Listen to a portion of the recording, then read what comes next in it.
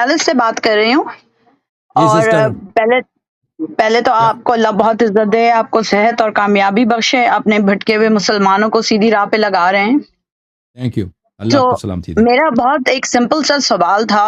میں ویسے تو ہم، سنی مذہب سے تعلق رکھتی ہوں، میرے والدین سنی تھے، مگر میری جی، شادی میرے سسر شیعہ تھے، اور اس سے مجھے ہم، انٹروڈکشن ہوا، اور اب میرے ہسبینڈ آپ کو بہت سنتے ہیں، تو میں آپ کو بہت عرصے سے سن رہی ہوں۔ اب میں حج پہ جانا چاہتی ہوں، تو میں جب حج کے جو پروسیجرز ہیں میں انہیں پڑھنے کی کوشش کر رہی ہوں یا میں انہیں فالو کرنے کی کوشش کر رہی ہوں، تو آپ جانتے ہیں کہ ہر فقہ میں کوئی نہ کوئی ہم، ڈفرینسز ہیں۔ میں اہل بیت کے توسط سے فقہ جعفریہ کو فالو کرنا ہاں، چاہتی ہوں۔ تو وہ تو بہت اہم ہے، کیونکہ حج میں طواف النساء ہوتی ہے نا، جی کیونکہ دیکھیں جن لوگوں نے شریعت چینج کیا ہے تو اس میں حج بھی چینج کیا ہے.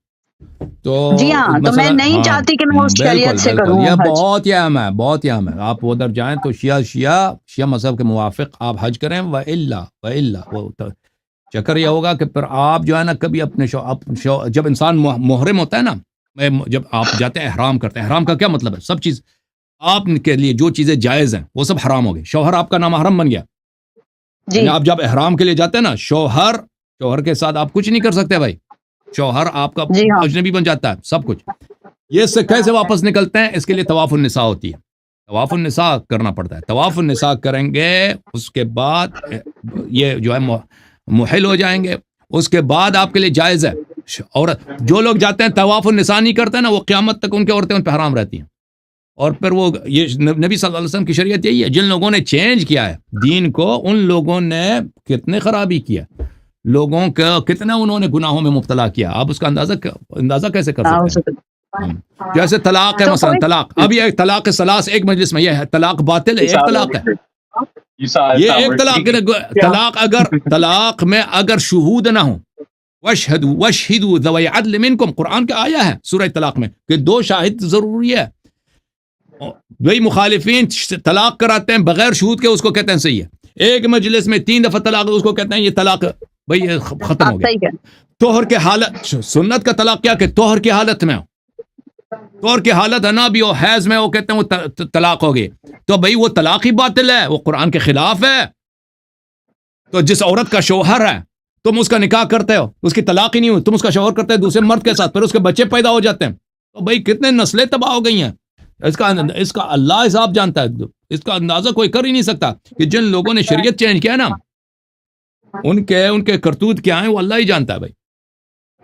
مسئلہ یہ ہے کہ ہم نے تو بچپن سے، جو آپ یقین کریں کہ آپ کی نے جو حدیث ثقلین بتائی ہے وہ میں نے کبھی نہیں سنی تھی۔ میں اس سال 50 سال کی ہو جاؤں گی اور میں نے کبھی وہ حدیث سنی نہیں تھی. تو یہ بہت امپورٹنٹ ہے جاننا کہ جو مسلمان ڈھونڈتے نہیں ہیں سیدھا راستہ، یا جو مسلمان صحیح راستہ نہیں ڈھونڈتے، پھر وہ ان گناہوں میں، جیسے آپ بات کر رہے ہیں، آپ نے طلاق کی بات کی، اور تو وہ ان کا کیا ہوگا ہم انہیں کیسے بتا سکتے ہیں؟ کیونکہ جب میں اپنے گھر میں بھی بات کرنے کی کوشش کرتی ہوں تو وہ کہتے ہیں ہمیں تو پتہ نہیں ہے، جو ہمیں پڑھایا ہے یہ اس کی ذمہ داری ہے. لیکن آپ تو امریکہ میں مجھے رہتے ہیں تو نا، ایسا نہیں لگتا. امریکہ میں تو آسان ہے. دیکھیں اللہ تعالیٰ کا فرمان ہے سورہ تحریم میں، وَضَرَبَ اللَّهُ مَثَلًا لِلَّذِينَ آمَنُوا امرأة فرعون. دیکھیں فرعون کی جو بیوی تھی نا، فرعون کی بیوی، وہ ایسے گھر میں رہتی تھی کہ وہاں پہ کفر کا عروج تھا، لیکن قرآن نے فرمایا یہ سب مومنوں کے لیے، صرف عورتوں کے لیے نہیں، سب مومنوں کے لیے ایک نمونہ ہے. اذ قال رب ابن لی عندك بیتا فی الجنہ ونجنی من فرعون وعملہ. وہ مومن ہو گئی، اس نے موسیٰ علیہ السلام پہ ایمان لایا، موسیٰ کی نصرت کی، موسیٰ علیہ السلام کی تصدیق کی، اور اپنے قوم سے قوم اس کی بات تو نہیں مانتی نا، گھر والے، شوہر وغیرہ، سسرال وغیرہ، وہ تو فرعون والے تھے، وہ تو بات نہیں وہ اگر منع کرتی تو اس کو بیچاری وہ کہاں اس کی بات. لیکن اس نے خود دامن پکڑا نبی موسیٰ علیہ السلام کا، اس نے خود ایمان لایا، اس نے فرعون کی خدائی کا اس نے اقرار نہیں کیا، انکار کیا، بلکہ رب وحدہ لا شریک کی عبادت کی. اللہ تعالیٰ نے کہا کہ اس کے لیے جنت میں گھر ہے، وہ مومنوں کے لیے ایک نمونہ ہے. تو اس طرح انسان اگر ایک ایسے گھر میں رہتا ہے میرے بھائیوں، کہ اس گھر میں وہ لوگ آپ کی بات نہیں مانتے، تو اگر نہیں مانتے تو آپ کو ضروری نہیں ہے کہ آپ ان کو ڈانٹیں یا ان کو اصرار کریں کہ آپ کوئی نہیں مانتا تو چھوڑ دیں ان کو. آپ خود راہ راست کو پکڑ لیں، آپ خود اہل بیت علیہ السلام کا دامن ہاتھ سے نہ جانے دیں. اگر گھر والے مانتے ہیں تو ان کی نجات ہے, نہیں مانتے تو کم از کم آپ جو ہے نا قیامت کے دن آپ اللہ کے سامنے سرخرو, آپ اہل نجات ہے, ہو سکتا ہے آپ کو اللہ اجازت دے کہ ان کی شفاعت کریں.